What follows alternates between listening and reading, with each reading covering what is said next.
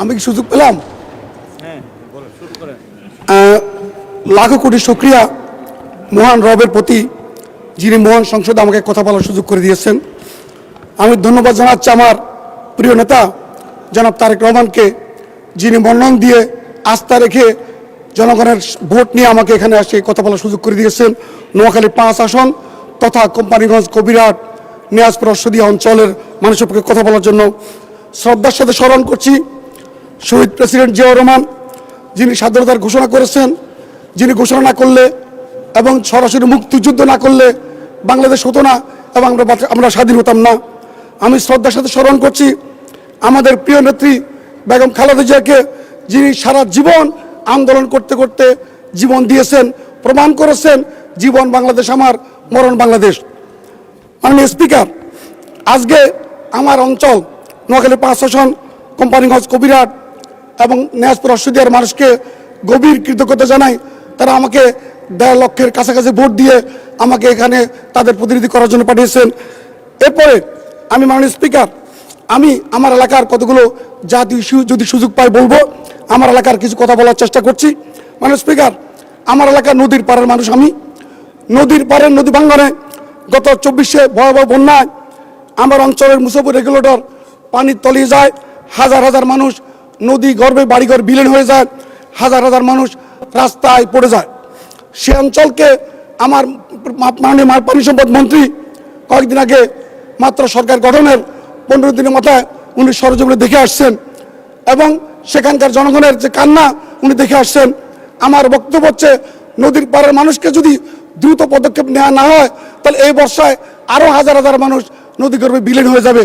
মানে স্পিকার, সেখানে একদিকে যেমন মানুষের ফসলের জমি বাড়িঘর বিলীন হচ্ছে, অন্যদিকে যে সমস্ত হাজার হাজার মানুষ গৃহহীন হয়েছে তাদের জন্য আমি দ্রুত গতিতে মানে দুর্যোগ ব্যবস্থাপনা মন্ত্রীর কাছে আবেদন করবো আপনার মাধ্যমে, যারা নদী ভাঙ্গনে বাড়ি হারা হয়েছে তাদেরকে আবাসন প্রকল্প অথবা আশ্রয় প্রকল্পের মাধ্যমে দ্রুত তাদের বাড়িঘর তৈরি করে দিয়ে তাদের মাথার ছাদ তৈরি করে দেওয়া, যেটা প্রত্যেক মানুষের মৌলিক অধিকার।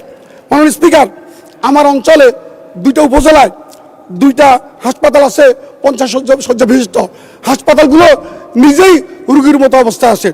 সেখানে ডাক্তার নাই, নার্স নাই, সেখানে ক্লিনার নাই, সিকিউরিটি গার্ড নেই। সেখানে একটা হসপিটালে আমি গত কয়েকদিনে গিয়ে দেখলাম যে 50 শয্যা হাসপাতালে সেখানে কনসালটেন্ট হচ্ছেন 20 জন, সেখানে আছেন মাত্র 7 জন। সেখানে ডিজিটাল এক্সরে মেশিন নাই, অ্যাম্বুলেন্স নাই, জেনারেটর নাই, কিছুই নেই। এগুলো জরুরি ভিত্তিতে আপনার মাধ্যমে মাননীয় স্বাস্থ্যমন্ত্রীর দৃষ্টি আকর্ষণ করছি। যদি স্বাস্থ্য ব্যবস্থা গ্রামে নিয়ে যাওয়া না যায় তাহলে মানুষ মৌলিক অধিকার স্বাস্থ্যসেবা থেকে বঞ্চিত হবে। এজন্য আমি আমার এলাকায় অত্যন্ত গুরুত্ব সহকারে, বিশেষ করে কোম্পানিগঞ্জ এবং কবিরহাট 2টা হাসপাতালে সেখানে কনসালটেন্ট নিয়োগ এবং সেখানে সার্জন নেই, অ্যানেস্থেটিস্ট আছে। সেখানে যদি সার্জন না থাকে তাহলে ওটি চলে না। অ্যানেস্থেটিয়া ডাক্তারের কাজটা কি? কিন্তু অ্যানেস্থেটিয়া ডাক্তার বসে আছে, বেতন নিচ্ছে, কিন্তু সার্জন নেই। সেখানে গাইনি ডাক্তার নেই। এর মাধ্যমে কিন্তু হসপিটাল চলছে। এরপরে আমার 3য় অঞ্চল, যেটা সদর অঞ্চল, 2টা ইউনিয়ন, সেই সদরে একটা হাসপাতাল আছে, নাম হচ্ছে আধুনিক হাসপাতাল। কিন্তু সেখানে আধুনিক হাসপাতালে আমি রুগী নিয়ে দেখি যে ইমার্জেন্সিতে সেখানে ইসিজি মেশিন নেই, সেখানে ডায়াবেটিক চেক করার মতো মেশিন অকেজো। সেখানে আধুনিক হাসপাতাল না লিখে অবস্থা এমন যে আধুনিক গরুগর লিখে দিলে খুব ভালো হতো, এই অবস্থা বিরাজ করছে। মানুষ সেখানে যাওয়ার মতো কোনো পরিবেশ নাই। আপনার আর 2 মিনিট সময় আছে, আর 2 মিনিট।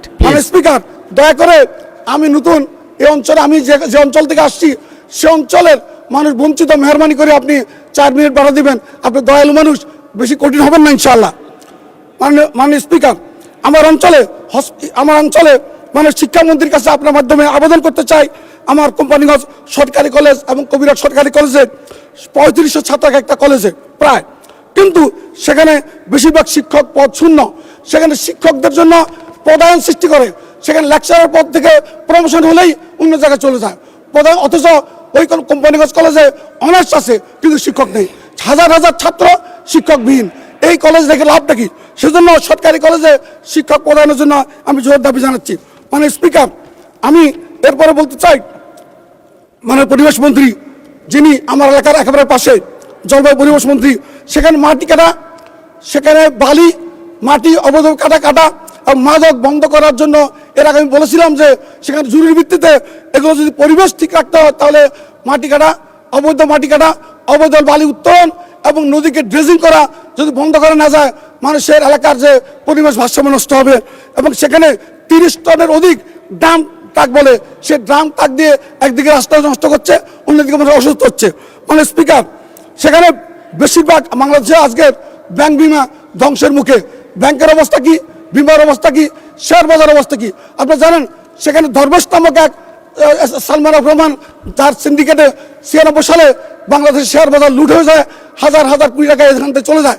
মানে স্পিকার, দয়া করে আমাকে 4 মিনিট সময় বাড়া দিবেন প্লিজ। আপনাকে 2 মিনিট সময় বাড়ানো হলো, ধন্যবাদ। 2 মিনিট। আপনি জানেন যে 96 সালে আওয়ামী লীগ ক্ষমতা আসার পরে সে ধর্মেশ সিন্ডিকেটের মাধ্যমে সেখানে লক্ষ কোটি টাকা বাংলাদেশ থেকে চলে যায়, হাজার হাজার মানুষকে পথে বসানো হয়।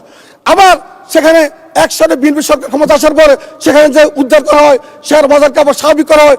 আবার 9 সাল থেকে 24 সাল পর্যন্ত সেখানে 15.5 বছরে অপশাসনে একই সিন্ডিকেট যারা সেখানে ভুয়া আইপিও, ভুয়া প্লেসমেন্ট, জালিয়াতি, বিতর্কিত প্রাইসের মাধ্যমে সেখানে শেয়ার বাজার থেকে হাজার হাজার লক্ষ কোটি টাকা লুটে নেয়। অন্যদিকে হাজার হাজার মানুষ যারা আত্মহত্যা করে শেয়ার বাজারে হারিয়ে সব কিছু হারিয়ে, এদেরকে উদ্ধারের জন্য আমি মাননীয় অর্থমন্ত্রীর মাধ্যমে সেখানে বিশেষ অভিযান চালানোর জন্য অনুরোধ করছি। অন্যদিকে ব্যাংকে মানুষের আস্থা ফেরানোর জন্য আপনাকে বিশেষ উদ্যোগ গ্রহণ করার জন্য অনুরোধ করছি। মানে স্পিকার, এরপর আমার এলাকা যেখানে গ্যাস লাইন, সেখানে আমার এলাকায় একটা গ্যাসের ফিল্ড আছে, যে গ্যাস ফিল্ড থেকে জাতীয় গ্রিডে গ্যাস দেওয়া হয়। যেখানে আমাদের দেশে জাতীয় গ্রিডে যে গ্যাস যায় পুরো দেশের পুরো প্রয়োজনের নিরিখে মাত্র বাসাবাড়ি গ্যাস যায় 10 থেকে 11%। অথচ আওয়ামী লীগ সরকার ক্ষমতা আসার পরে সেই গ্যাস বন্ধ করে দেওয়া হয়। আমরা এর আগে 2001 সাল থেকে 6 সাল পর্যন্ত শুনছিলাম বাংলাদেশ গ্যাসের উপর ভাসছে, অথবা আওয়ামী লীগ ক্ষমতা আসার সাথে সাথে সমস্ত গ্যাসের বাসাবাড়িতে গ্যাস সংযোগ বন্ধ করে দেয়। আমার এলাকার গ্যাস জাতীয় গ্রিডে যায়, অথচ আমার মায়েরা রান্না করার সময় গ্যাস পায় না। দয়া করে যদি সেই ব্যবস্থা না করেন, আমার এলাকার নারী ভোটাররা অর্ধেকের বেশি, তাদের কাছে আমাদের যাওয়া দুষ্কর। আমরা ওয়াদা করেছিলাম আমার এলাকার গ্যাস জাতীয় গ্রিডে যাওয়ার আগে এলাকা আগে সংযোগ দেওয়া হবে। দয়া করে আপনি জ্বালানি মন্ত্রীর মাধ্যমে এই ব্যবস্থা নিশ্চিত করবেন। মানে স্পিকার, শেষ বলছি যে প্রবাসী কল্যাণ মন্ত্রীর প্রতি যারা 100 কোটি বাংলাদেশি যারা বিদেশে কঠোর পরিশ্রম করে, হাড় ভাঙা পরিশ্রম করে, তারা এখানে রেমিটেন্স সংগ্রহ করে, সেই রেমিটেন্স দিয়ে বাংলাদেশের রিজার্ভ বৃদ্ধি পায়। কিন্তু সেই প্রবাসীরা আজকে অবহেলিত, বঞ্চিত। তারা বিদেশ থেকে অনেক টাকা সংগ্রহ করে, তারা এখানে দেশের সম্পত্তি কিনে, তাদের সম্পত্তির নিরাপত্তা নাই, তাদের সম্পত্তির বেদক হয়।